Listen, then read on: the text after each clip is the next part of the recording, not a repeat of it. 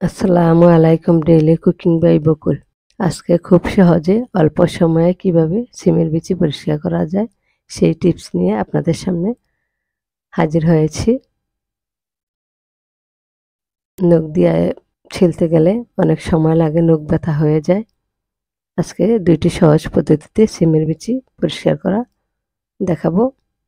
আমি এখানে 1 কেজি সিমের বিচি ধুয়ে পানি ঝরিয়ে নিয়েছি। এখান থেকে অর্ধেকটা ভালোভাবে পলিথিন মুড়িয়ে ডিপ ফ্রিজে রেখে দেব 1.5 থেকে 2 ঘন্টা।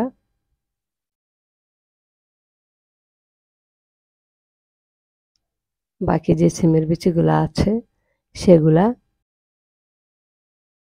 পানি গরম করে বিচিগুলা দিতে হবে।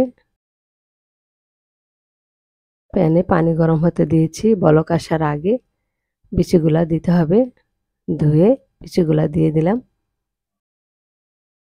4-5 মিনিট গরম পানিতে রাখার পর বিচিগুলা ছেঁকে নিব। রেখে দেওয়ার পর ছেঁকে নিয়েছি। ঠান্ডা পানি লাগাবো না, বিচিটা হালকা গরম অবস্থায় এভাবে চাপ দেওয়া মাত্রই বিচিটা বের হয়ে যাবে।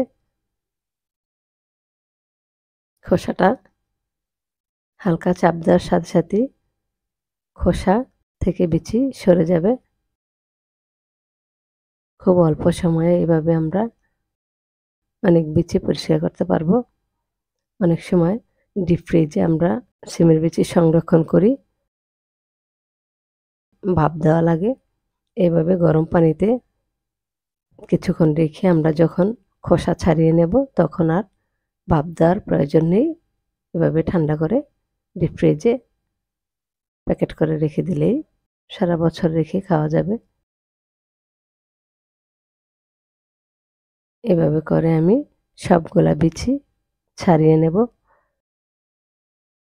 সারা বছর এগুলা খাওয়া যাবে ডিপ ফ্রিজে রেখে। স্বাদ গুণাগুণ নষ্ট হবে না। চাইলে ভালো করে ধুয়ে পানি ঝরিয়ে সামান্য লবণ মেখে রেখে দিতে পারেন। লবণ ছাড়াও প্যাকেট করে এভাবে আমরা রেখে দিতে পারবো। সবগুলা সিমের বিচি খোসা ছাড়ানো হয়ে গেছে। ডিপে পলিথিনে করে যে বিচিগুলো রেখেছি সেই বিচিগুলো এখন নিয়েছি। সেগুলো সেমভাবে এভাবে হালকা একটু চাপ দিয়ে বিচিটা ছিলে নেব।